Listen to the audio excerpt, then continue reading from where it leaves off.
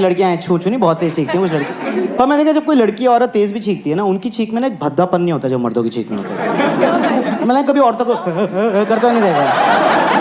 एक एलिगेंस होती है औरतों की छींक में। मेरी मम्मी घर पे ऐसे छींकती है, मतलब रॉकेट किसने छोड़ा घर में? किचन से मम्मी निकल के आई, मैं हूं बेटा।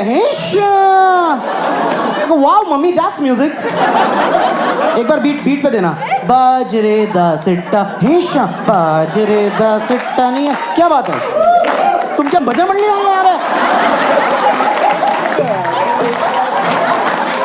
सिंग अलोंग कर रहे हैं साले,